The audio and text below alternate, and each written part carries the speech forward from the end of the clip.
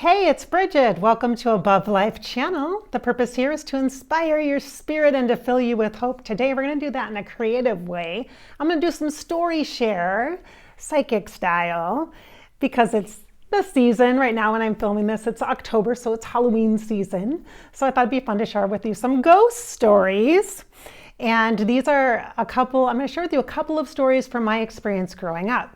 So I had a lot of paranormal activity from probably my early teen years, my preteen into teenage years. The most active times were probably from like 8th grade through 10th grade, but there was more after I left home, and I'm sure there was more before that as well. So I'm going to tell you the stuff that I directly experienced myself growing up. There's two major stories that I'll share with you. And before I do that, I want to say, because it's ghost story time, you might want to get something warm or spooky to drink, maybe some hot chocolate or some apple cider. 'Tis the season in autumn here. I have my Haunted Mansion mug that my sister got me from Disneyland or Disney World when she went in September. So I have my hot water this morning with that. So cheers as we settle in to talk about some ghost stories. Okay, so one of the stories that sticks out so much in my brain is the hamburger story. So I got home from school one day and nobody else was home in the house yet, and we had a family dog, so of course I had to let the dog out, but I was like starving. And so when I got home, I raided the refrigerator and found a hamburger. And so probably something we had the dinner before, actually literally the hamburger with the bun and all that jazz. Put it in the microwave, walked down the hallway to the front door to let out the dog from the screen door. Just open the screen door, let the dog out in the front yard, walked back down the hallway. When you came to the end of our hallway, the kitchen was on the right and the eating area was on the left. Then there was a family room over there and like a bathroom in this hallway, right? And the front door was like behind me. So I go down and I let the dog out. I turn around and the hamburger is in the middle of the hallway, right at the place where you hit the end of the hallway and you go to the right to the kitchen, where the microwave cart is like right there on that wall over here, kind of by the fridge, or to the left to the eating area where the big kitchen table is and stuff.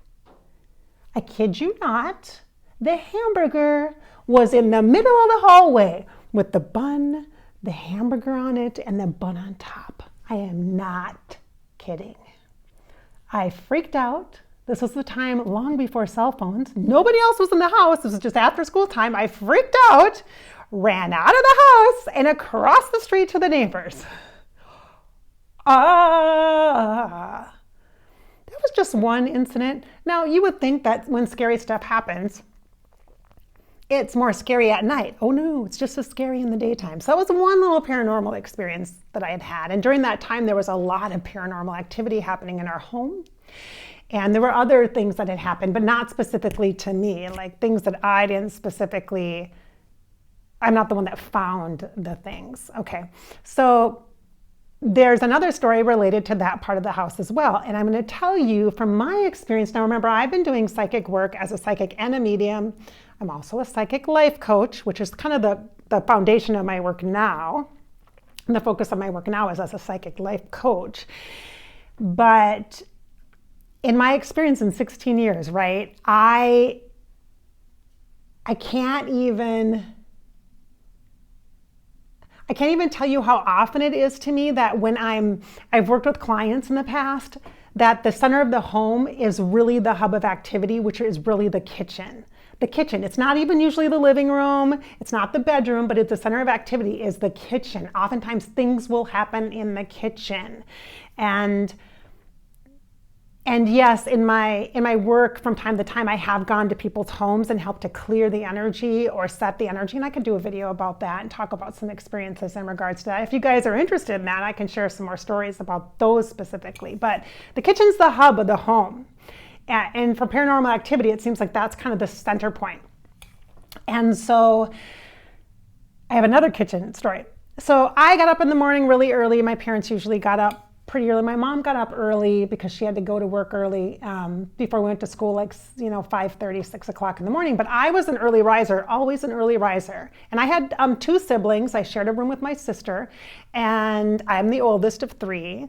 And then my little brother, also in the house as well. And he had a room like right next to ours, and then my parents' room. Well, so I got up and I went downstairs, and I was the first one up to have gone downstairs, right? And I walk into the kitchen, kind of in the center place so at the end of the hallway, to the right is the kitchen, to the left is the eating area. Walked into the kitchen, the microwave is on this wall, and there's a fridge right here, and then there's a little doorway into the next room. So next to the kitchen is a formal dining room, like with a big formal table and all that fancy stuff, because that was like cool back then. And there's just a little hallway, just like, it's not even a hallway, it's like a little doorway. But there's kind of this pass-through point, right? And right in front of the microwave, right by the doorway, but in the kitchen, by the doorway from the dining room, I'm in the kitchen, there were 2 chairs back to back from the formal dining room, and a tablecloth. I think there might have been, I can't remember if there's a 3rd chair on top of it or a 3rd chair near it, but there were 3 chairs from what I remember, but 2 of them were back to back. I can't remember if one of them was kind of balanced on top or next to it. I think it was on top. And then the tablecloth, the lace doily-like tablecloth, was over the top of it.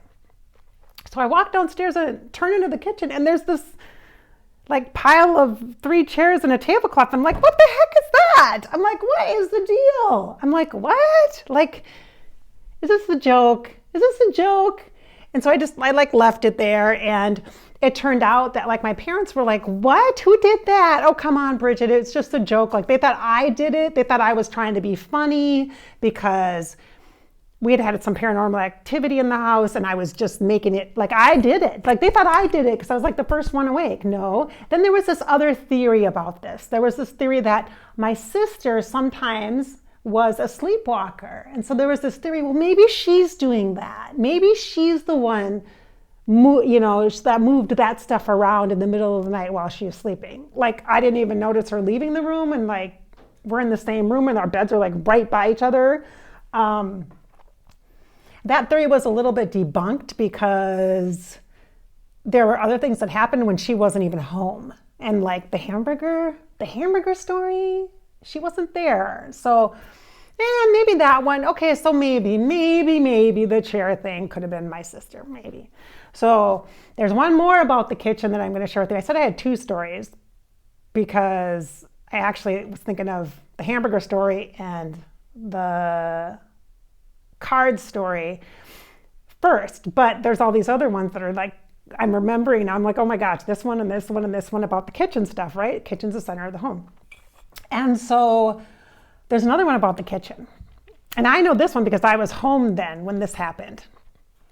So it was another scenario where it was, overnight, and wake up the next morning, come downstairs. And I don't think I was the first person that found this. I think it was my mom or my dad. I think it was one of my parents that found this. Walk into the kitchen, every single cupboard door was open.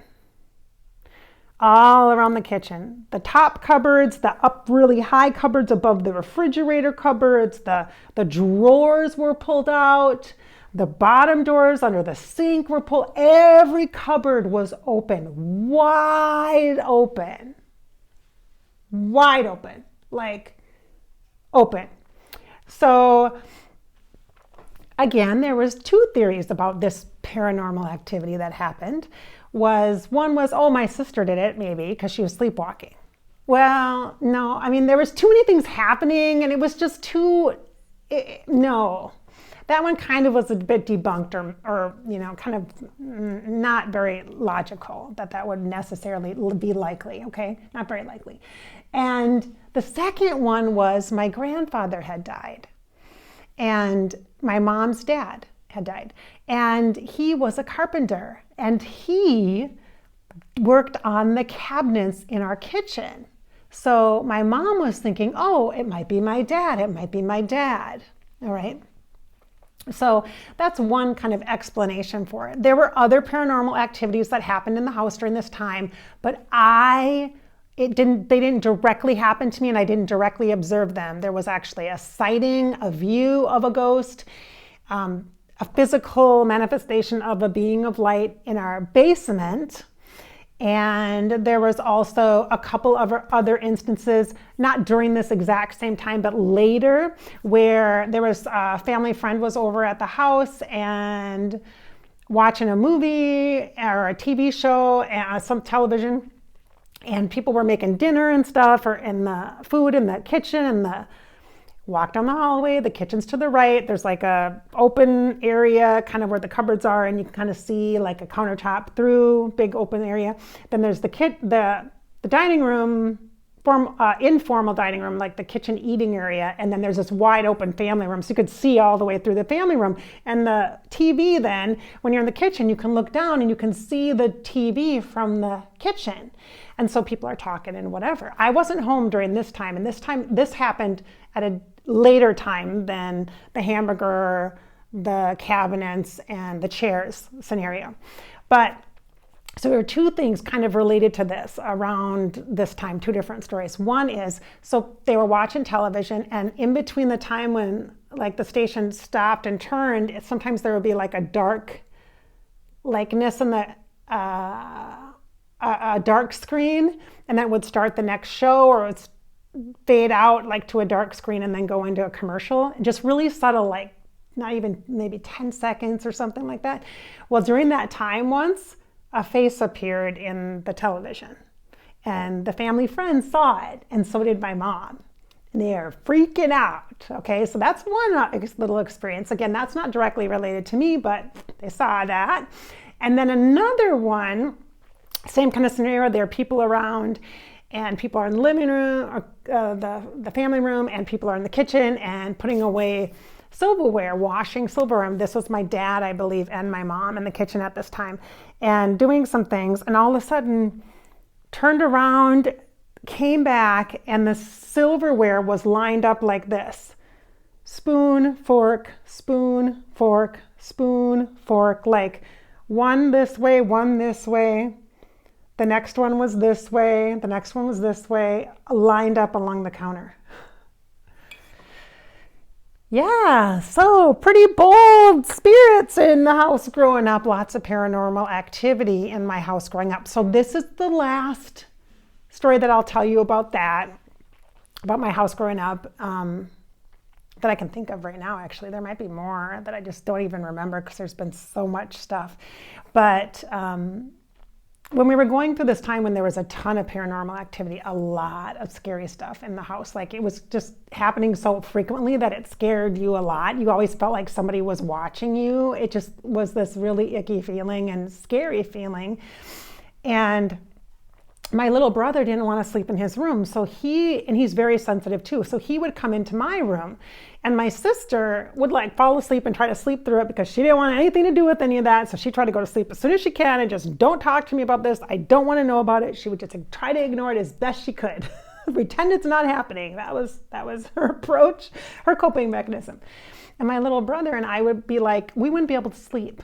We would be like feeling like there's weird people watching us, we're not comfortable, I can't, this is just crazy. And he and I just kind of understood that. So he would sleep on the floor in my room, and I would sleep next to him. And we would like do things to like make ourselves tired. So we were playing cards. So one night we were playing cards and put the cards down and tried to go to sleep and left the lights on because we were scared, right? So you have to sleep with the lights on because you're scared, and shadowy, creepy stuff is more scary when it's dark. Totally is. So if your kids want to sleep with the light on, don't be crazy about it. Find a way to help. Give them a salt lamp, give them a nightlight that's big, let them have the hallway light on, let them. I don't care about the crap about the sleep and it doesn't get good sleep then and they don't get good sleep. Well, if ghosts are bugging them or spirits are bothering them, they're not going to get good sleep anyway. They're going to have horrible nightmares, and that's worse than just not as deep of a REM sleep, okay? Just my PSA for psychic kids, all right? So you're welcome, children, by the way. Okay, so we set the card deck down, tried to go to sleep, and all of a sudden the cards went all over the place. Like somebody just picked them up and like swooshed them like in a TV show or in a movie, just, and we were like, Wah! Oh my God. Okay, so that was one experience, one night. At another time, same kind of scenario, my brother was in the room, we had the lights on, we were scared, my sister was still snoring away, sleeping away. I don't know how she could sleep through that stuff. And we had these on my dresser next to the closet, we had these little toys. McDonald's used to have these little toys called Fast Max. Fast Max. Do you guys remember those from the Happy Meals? If you do, put that below. I had a Fast Mac. I remember the early Happy Meals. So we collected them. So I set them up on my dresser. And what they were is these little plastic cars. You pulled them back and then they zinged across the dresser, right? Like that's how they did it, on the floor and stuff. So we're doing the thing and we're going to trying to go to sleep, no cards, whatever. All of a sudden, the Fast Macs go zing across the dresser and hit the edge of the door of the closet, and then another one and another one, and it's like, ah! Then we had pencils fly around the room, we had a cup fly and hit everything would just like go from one end to the other and hit the closet, and the closet was like hollow core doors, so it made this horrible sound. So my parents would get mad at us, my brother and I, thinking that we were causing ruckus, like we were creating racket. No, they were ghosts that were doing it, and we were getting in trouble for it. And it was terrifying because having things actually fly around the room, that's terrifying. That is extremely scary. And to answer your next logical question, like how did it stop or when did it stop? I don't really remember a time when it actually stopped. I think it settled down. It's almost though that I always felt like I was protected. Like I must have always had angels with me. I knew, even though it was very scary, that's why I didn't watch horror movies, you guys, growing up. It scared the crap out of me because I'm like that Amityville horror stuff, Poltergeist, the movie. No, thank you, because I know that stuff is way too close to home, real for some people. And so there's no way. No, thank you. I don't want to invite that stuff into my house. And if I'm open to the opportunity, no, thank you. No, thank you. No, thank you. But it eventually died down, I think. Either that or I just didn't spend that much time at home. And so I didn't notice it as much. I was focused more on, when I was like 16 and had my jobs and, cheerleading and all that stuff and a boyfriend and all that. I mean, I just wasn't really at home all that much to have those kinds of experiences. So anyway, so that's some creepy stuff. That's some creepy, scary ghost stories. So that's probably why earlier on in my psychic work, that as a medium, because I can communicate with the afterlife, I can connect with spirit in that way, whether they're a ghost, earthbound spirit, or it's just a passer-through spirit wreaking some havoc, creating some ruckus, causing some disturbances in the energy in the home and stuff, scaring some kids. I have worked with several families earlier on in my work, because whenever there was a child that was experiencing the kinds of paranormal experiences that I lived through, I was like, no, that upset me. I was like, no, what can I do, And so I've gone to some houses, 2 in particular, and worked with the energy there, and really a lot of stuff regarding paranormal activity, which is why I say, you guys, it's not about entertainment for me, like the paranormal stuff. Is not about entertainment for me. So stories like the ghost hunters and things, people that go on tours of haunted places just to stir up the spirits, I think that is like so not cool. Like, to me, that's disrespectful of the understanding of energy and spirit. Unless you're a medium or a psychic, a healer that's actually going to help in some way, help the spirit that's there, that's earthbound, if that's what they want. you're going to do some good, why would you just, it's not like, it's like going to like a freak show at the circus. And I don't think people will be doing that nowadays. You know, it's like not politically correct to be doing that in the spirit world either, as far as I'm concerned. Okay, there's something to be said about history and understanding history and historic places and the cool energy vibes there and feeling into that timeline. There's something to be said about that. Yes, totally fine, done out of respect and understanding and compassion and supportive, loving energy, not just like to see what happens. Because it's like, you don't know what you're messing with. I mean, hello, what are you attracting? What are you asking for here, really? You're going to get more than what you bargained for. You're going to get more than what you paid for sure. So those are some scary stories that I have from my paranormal experiences growing up. So I'm Bridgette. Thanks so much for watching Above Life channel here on YouTube. If you want to hear more stories like this from me personally, like some of my psychic stories, information about some intuitive topics, psychic topics, what my psychic life is like, check out the Fairy Grasshopper channel. My Fairy Grasshopper channel is where I do all different things intuitive like this as well. All right, thanks for being here.